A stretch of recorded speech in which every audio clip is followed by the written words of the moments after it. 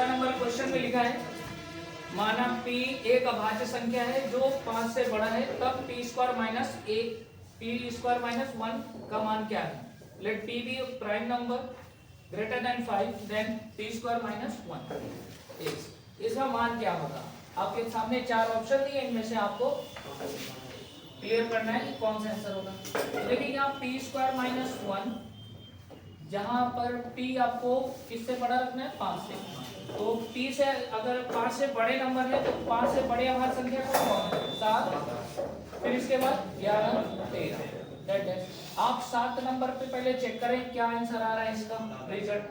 तो अगर हम यहाँ पर रखेंगे 7 का स्क्वायर माइनस 1 तो यहाँ पर कितना हो जाएगा? 48। अब 48 इसके बाद आप एक और नंबर सिलेक्ट कर लो, यहाँ पे लिख देना एट p इक्वल टू 7। फिर एक निकालें एट p इक्वल टू 11, इस पर एक वैल्यू निकालने, तो यहाँ पर हो जाएगा 11 का स्क्वायर माइनस 1 यानी 121 माइनस 1 बराबर कितना हो जाएगा? 120, यानी 120 आ रहे हैं। देखिए ये नंबर आपका जो विभाजित है 2 गुणे इसको आप लिख सकते हो 24, इसके फैक्टर जो है 2 गुणे 24। 120 का जो फैक्टर है वो 24 गुणे कितना है? 5। यानी आप देखोगे तो दोनों में कॉमन फैक्टर क्या निकल के आ रहा है? कॉमन फैक्टर वो आ रहा है आपका जो है 24। अब आप ऑप्शन में देखें, कह रहा है यह सदैव 6 से विभाज्य होगा। ठीक है, यहाँ पर मान के चल रहे हैं 6 से विभाज्य। फिर आगे लिखा है 6 से सदैव विभाज्य परंतु 12 से नहीं। तो ये वाला आंसर अभी एक सही है। ठीक है, अभी हम लोग इसको पूरा क्लियर करेंगे तभी नतीजे पे निकलेंगे कि कौन सबसे बेस्ट ऑप्शन है। तो 6 से विभाजित है परंतु 12 से नहीं, क्या ऐसा है यहाँ पर?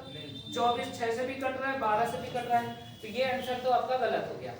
अब फिर आगे दिखाएं 12 से सदैव विभाजित यानी it is divisible by 12 but not by 24, यानी 24 से विभाज्य नहीं है। क्या ऐसा है यहाँ पर? ये भी आपका रॉन्ग है। 24 से विभाज्य है, 12 से भी है, और लिखा है 24 से सदैव विभाजित है। अच्छा, अब इन दोनों में आपको रेफरेंस देना है कि ए सबसे बेस्ट है कि डी सबसे बेस्ट है। सुपर मोस्ट ऑप्शन क्या हो सकता है? डी हो सकता है, क्योंकि जो संख्या 24 से विभाज्य होगी वो 6 से तो एब्सोल्युटली कटेगी, है ना। तो यहाँ पर जो बेस्ट ऑप्शन है वो कौन है? डी। कि ऐसे कोई नंबर अगर मिलेंगे तो उनका एक कॉमन जो फैक्टर है, कॉमन फैक्टर यहाँ पर लिख लेना, कॉमन फैक्टर है 24। तो 24 से मतलब फिर वो 6 से भी कटेगा, 12 से भी कटेगा। बना ले।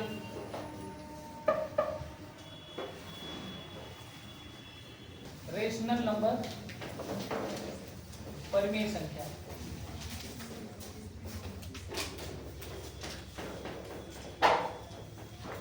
देखिए परिमेय संख्या क्या होती है?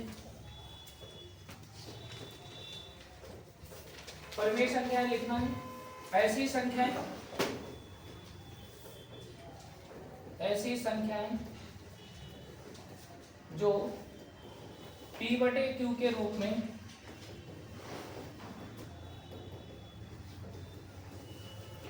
लिखी जा सके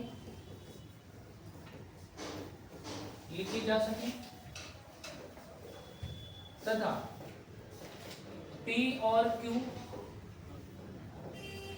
दोनों पूर्णांक हो, परंतु q की जगह में 0 ना हो, q नॉट इक्वल टू 0। तो ऐसी संख्याएं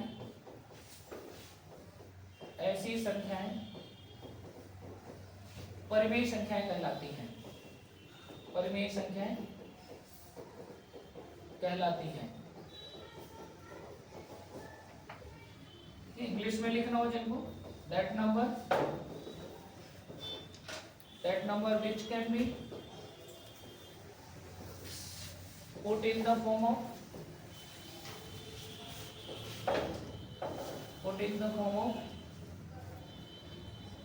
p upon q and p and q must be integer, but q not equal to 0, then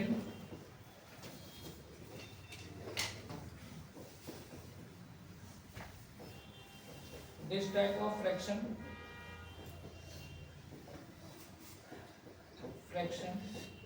fraction बोलो या number, this type of fraction is called rational number, is called rational number.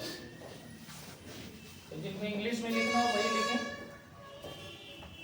जिनको हिंदी लिखना हो हिंदी लिखें, ठीक है। इनके उदाहरण आप देख लें। परिमेय संख्या के उदाहरण, परिमेय संख्या के उदाहरण में एग्जांपल में देखिए, यहाँ पर एग्जांपल में मैंने देखी पहले इसका एक बार कुछ बातें मैंने बताई थी जब भिन्न पढ़ा रहे थे कि P बटे Q के रूप में लिखे, लेकिन ये दोनों ही क्या होने चाहिए, पूर्णांक होने चाहिए। अब पूर्णांक कितने प्रकार के होते हैं, 3 प्रकार के। कौन कौन से? एक आपका तो जीरो पूर्णांक है ना, दूसरा कैसे पॉजिटिव है, और दूसरा निगेटिव है, तीनों हो सकते हैं। और यहाँ पर हमने बोला P और Q तीनों पूर्णांक, दोनों पूर्णांक होने चाहिए यहाँ पर। तो यहाँ पर इसी सावधानी को यहाँ पर लिख दिया है कि भैया Q जीरो ना हो, क्योंकि अगर Q की जगह जीरो अगर आप पूर्णांक रख देते हो तो ये अनडिफाइंड हो जाएगा। अनडिफाइंड मतलब अपरिभाषित, जबकि हम इसको परिभाषित कर रहे हैं, डिफाइन कर रहे हैं। तो डिफाइन रहे इसलिए यहाँ पर एक सावधानी के लिए लिख दिया गया कि Q जीरो ना हो, तो Q की जगह जीरो, बाकी P की जगह जीरो हो सकता है। तो अगर P की जगह जीरो हो सकता है तो हम एक बात यहाँ पर तो लिख ही सकते हैं कि जीरो भी एक परिमेय संख्या है। अगर हम इसके एग्जाम्पल में लिखें तो जीरो भी एक परिमेय संख्या है, क्योंकि 0/1 पूर्णांक है दोनों, और भिन्न के रूप में लिख सकते हैं। दूसरा यहाँ पर जैसे 22/7 ये भी लिख सकते हैं हम, 7/9 -7/9 ये भी लिख सकते हैं। आर रेशनल नंबर, ये सभी आपके रेशनल नंबर हैं। तो अगर आप देखें तो यहाँ पर जीरो भी एक परिमेय संख्या के रूप में, और एक पॉजिटिव आपका इंटीजर के साथ यहाँ पर 22/7, निगेटिव भी आपको रेशनल नंबर मिल जाएंगे। तो ये सब के सब रेशनल नंबर को ही इंडिकेट कर रहे हैं। 22/7 किसका मान होता है, पाई का मान, लेकिन देखिए यहाँ पर आपका परिमेय संख्या के रूप में ये निरूपित है, और जबकि पाई क्या है, अपरिमेय संख्या है। तो एग्जांपल में आप इसको लिख लें 0/1। ध्यान रखिएगा जीरो के विषय में, ये एक रेशनल नंबर भी है।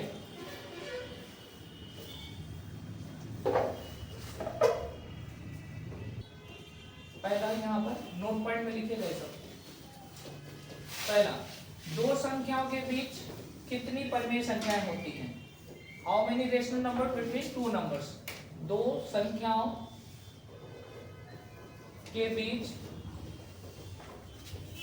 कितनी परिमेय संख्याएं हो सकती हैं? कितनी परिमेय संख्याएं हो सकती हैं?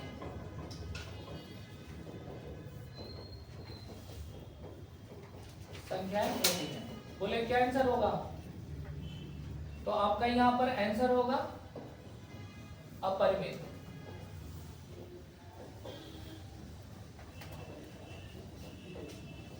या अनंत भी लिख सकते हो, ठीक है, इनफिनाइट।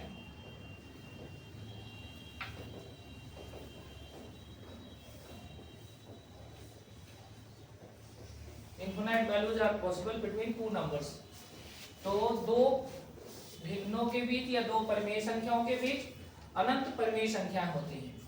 इसमें क्वेश्चन इस टाइप से पूछ लेता है, एग्जांपल के तौर पर बोले हैं यहाँ पर कि 369 तथा 700 के बीच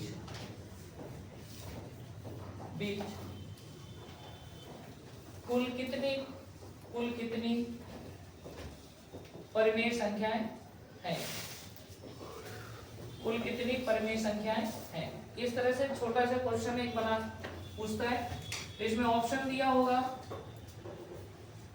231, सेकंड क्वेश्चन ऑप्शन होगा 300, थर्ड दिया होगा 247, फोर्थ ऑप्शन दिया होगा अनंत। बताइए कौन सा ऑप्शन सही होगा इसमें? अनंत होगा, ठीक है, इनफिनाइट आंसर होगा। यहाँ पर 200 300 नहीं, इन कोई भी दो संख्या हो, एनी टू नंबर्स, ठीक है। तो अगर कोई दो संख्या है तो उनके बीच हमेशा इनफिनाइट होंगे रेशनल नंबर, तो आपका करेक्ट आंसर हो जाएगा चौथा।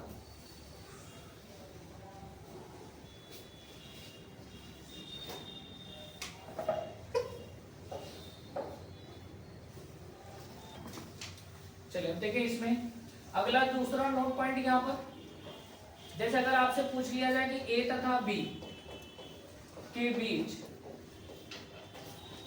एक परिमेय संख्या क्या होगी? एक परिमेय संख्या one rational number between a and b. Answer होगा आपका a plus b by two. ये सिंपल फॉर्मेट से निकाला भी जा सकता है, ठीक है, a plus b by two से। इसका और भी मेथड है। तो आपसे अगर कभी a प्लस बी के पीछे एक परिमेय संख्या पूछे तो फर्स्ट ऑफ ऑल आप ये वाला मेथड अप्लाई कर सकते हो, a plus b by two. लिख लें इसको, a प्लस बी, a और b के बीच एक परिमेय संख्या क्या होगी।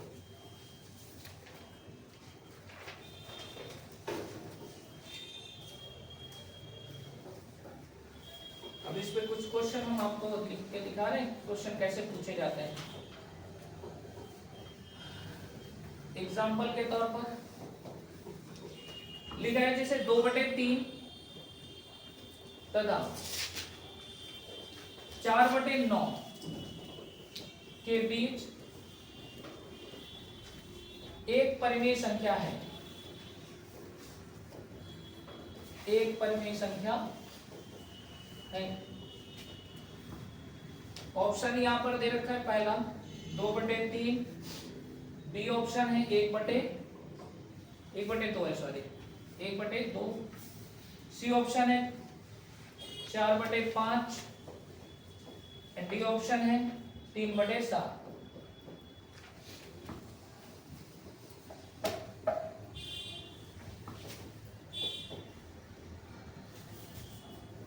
लिखिए देखिए इन क्वेश्चनों को कैसे बनाना है।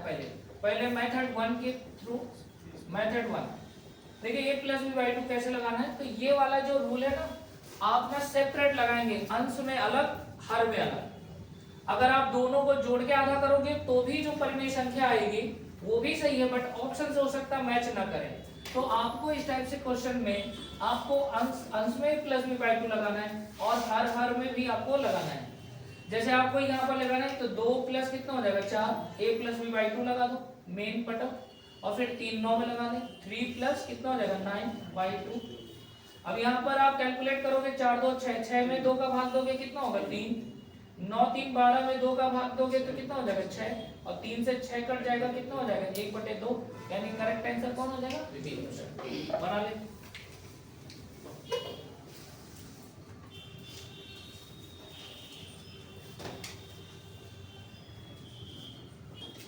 कई बार ऐसे भी सवाल मिलेंगे जहां पर आपको अंश अंश जोड़कर हर अंश जोड़ने पर आंसर नहीं मिलेंगे। तो सबसे जो बेस्ट मेथड है वो डेसिमल रूल लगा के आप इसे आसानी से आंसर कवर कर सकते हैं। जैसे इस क्वेश्चन को अगर हम डेसिमल के मेथड से बनाएं तो देखिए यहाँ पर आप ऐसे बना सकते हो। सबसे पहले इसे डेसिमल में कन्वर्ट कर लें। जैसे 3 का भाग 2 में देंगे तो 0 कितना मिलेगा 6 6, ऐसे कंटिन्यू भाग जाएगा। 9 का भाग देंगे अगर 4 में तो दशमलव लगा के इसे 40 को डाल दो, और यहाँ पे हो जाएगा 9 चौको 36। अभी कितना बचा 4, 9 चौको 36, यानी हमारा आंसर वही होगा जो 66 और 44 के बीच पड़ेगा। अब इसी तरह आप देखें कि ऑप्शन में ऐसा कौन सा नंबर है जो इन दोनों के बीच अप्लाई हो रहा है। तो 3 का भाग देंगे तो 0.66, जो कि ये नंबर इसी नंबर पर है, तो बीच में तो है नहीं, तो ये आंसर नहीं हो सकता आपका। 2 का भाग देंगे यहाँ पर दशमलव कितना हो जाएगा 50, तो 5 से 10 कट जाएगा पूरा। 50 जो है 44 और 66 के बीच पड़ेगा कि नहीं पड़ेगा, तो एक तो ये आंसर हो जाएगा। इसका अगर आप कैलकुलेशन करोगे तो 5 8 40 80 हो जाएगा। 80 आपका 66 से भी बड़ा है, तो ये आंसर नहीं हो सकता है। 7 का भाग देंगे दशमलव कितना हो जाएगा 7 चौक 28 और 7 2 नहीं 14, लगभग 42 के आसपास आ रहा है, जो कि 44 से छोटा है, तो ये भी नहीं होगा। तो डेसिमल से आप तुरंत चेक कर लोगे। और ये सवाल फ्रैक्शन के तौर पर हमेशा छोटे नंबरों पर दिया जाता है। आप ऐसे डेसिमल रूल लगा सकते हो या फिर a plus b by two लगा दें, लेकिन some time a plus b by two का रूल जो है फ्लॉप हो जाता है, ध्यान रखिएगा। ये कभी फ्लॉप नहीं होगा, चाहे वो कितना भी सवाल इसमें घुमा के दे, डेसिमल वाला सबसे जबरदस्त रूल रहेगा। तो बना ले इसको मेथड 2 करके, लिख लेना with the help of decimal. Decimal method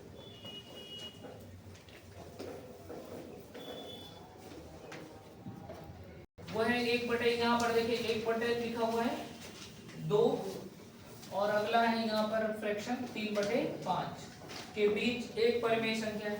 option देखिए यहाँ पर दे रखा है, पहला 2/5, फिर दूसरा ऑप्शन दे रखा है यहाँ पर 4/7, तीसरा ऑप्शन है 1/3 और चौथा ऑप्शन है 2/3। 2/3। सॉल्व करके दिखाना है आपको, जल्दी से बना के दिखाइए। 4/7। अब देखिए इसमें अगर एक परिमेय संख्या ढूंढना है तो आप इस नंबर पर a + b/2 लगा दें, इस नंबर पर भी a + b/2 लगा दें, यानी दोनों में a + b/2 और a + b/2 यहाँ पर अप्लाई कर सकते हैं। तो जब आप इनको दोनों को जोड़ेंगे यहाँ पर तो 3 1 + 3/2 और डिवाइड बाई 2 + 5/2। 2 से 2 ये क्या हो जाएगा, कट जाएगा आपका। इसका भी डिनोमिनेटर वही है जो इसका डिनोमिनेटर, तो सेम डिनोमिनेटर कट जाते हैं, सेम हर जो होते हैं वो कट जाते हैं। 3 और 1 कितना 4, अब 5 2 कितना 7, तो यहाँ पर 4/7, यानी आपका कौन सा ऑप्शन सही हो रहा है, बी। और डेसिमल वाला रूल जो है आपको लगाना है,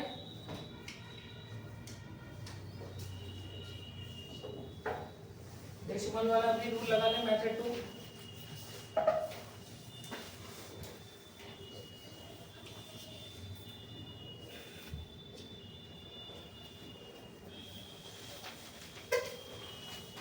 कैसे लगाएंगे भाई, डेसिमल वाले में आपको इन सभी नंबरों को डेसिमल में कन्वर्ट कर देना। देखिए छोटे छोटे नंबर हैं और इनको आप आसानी से डेवलप कर सकते हैं। जैसे 2 का भाग देंगे 0.50 पे कट जाएगा, 5 का भाग दोगे 0.60 पे कट, 5 से 30 होता है ना, तो डेसिमल लगा के 30 बन जाएगा, 5 से 30 एक जीरो बढ़ा दो, यानी हमें वो नंबर खोजना है जो 50 और 60 के बीच लाई कर रहा हूँ।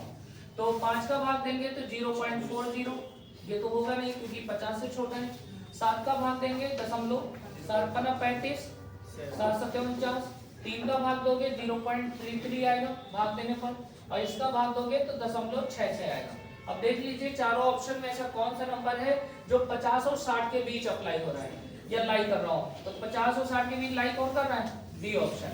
बाकी ये 33 50 से छोटा है, ये होगा नहीं, 0.66 60 से बड़ा हो गया, तो आपका केवल एक ही आंसर है बी, जो इसके बीच लाई कर रहा है। इसके बाद आपको क्वेश्चन नंबर आ जाएंगे, अब ये घर पे बना लीजिएगा डेसिमल वाला, ठीक है, तो घर पे थोड़ा रिवाइज कर लेना इसी बारे में। क्वेश्चन नंबर देखिए आप इसका 23 नंबर,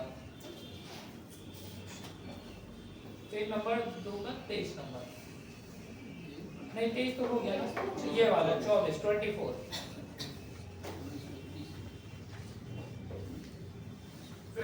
में सेम क्वेश्चन है, सेम टेक्निक लगेगी, बस यहाँ पर क्या है कि सवाल में कंपलसरी बात बोली है जो है कि इनका जो डिनोमिनेटर है वो क्या होना चाहिए 30। बोला है क्या, fraction whose denominator is 30 and which lies between 5/8 and 7/11। अगर आप इसके सवाल के बेसिक पे जाओगे तो परेशान हो जाओगे। जब आपसे बोला है कि हमें ऐसा नंबर खोजना है जो 5/8 और 7/11 के बीच हो, बेस 30 हो, तो आप इसको डेसिमल के माध्यम से बनाओगे ज्यादा इजी पड़ेगा, क्योंकि अगर a + b/2 करोगे तो बेस, फिर अभी एक कंडीशन दिया ना कि बेस 30 होना चाहिए, फिर आप बेस में परेशान होंगे। तो सबसे बढ़िया तरीका मैंने कहा ना कि ये कभी फ्लॉप नहीं होगा, डेसिमल में अगर कन्वर्ट करके बनाना है तो आप फटाफट इनको डेसिमल में कन्वर्ट कर लें। जैसे 0 ये 50 हो जाएगा, 8 48 कितना बचा 4, 8 3 24, 8 48 8 2 16 होगा, 2 बचेगा तो 8 2 16, 8 5 40, 0.625 आ रहा है, यानी 625 में कट जा रहा है। ऐसे 11 का भाग दें, 3 अंक में इसको बना लो, 11 छका 66, बचा कितना 4, 11 3 33, बचेगा 7, फिर 11 छका 66, यानी आपका आंसर वही होगा जो 625 और 636 के बीच लाई कर रहा होगा। तो आप इनमें ऑप्शन चेक कर लें। पहला ऑप्शन दिया है, फर्स्ट ऑप्शन 18/30, तो इसको मिनिमाइज कर लें, 3 से 10 बार में 3 6 18, 0 हटाओगे दशमलव लग जाएगा। अच्छा, दशमलव के आगे 0 बढ़ाने से कोई फायदा है, ये कोई ऐसा तो है नहीं कि कोई नुकसान पहुंचाएगा, तो आप इस तरह कर सकते हो। अब ये बताओ कि 600 क्या इन दोनों के बीच लाई कर रहा है, ये आंसर भी नहीं होगा। सेकंड नंबर में आपका ऑप्शन है 21/30, इसको भी आप सॉल्व करें, 10 बार में कट जाएगा, 3 से 21, 0 हटाएंगे दशमलव लग जाएगा, इसके आगे भी 2 0 बढ़ा लो क्योंकि एग्जैक्टली कट रहा है 7 टाइम में, तो आपका ये 700 आ रहा है। 0.700 क्या इन दोनों के बीच लाई करेगा, नहीं करेगा, तो ये कट गया आपका। थर्ड नंबर में आपका ऑप्शन है 20/30, 20/30। अब यहाँ पर 0 0 कट जाएगा, 3 का भाग देंगे तो कितने बार में जाएगा? 0.66 आएगा ना, कंटिन्यू 6 आता रहेगा। ये 666 क्या इन दोनों के बीच है? नहीं है, तो ये भी आंसर।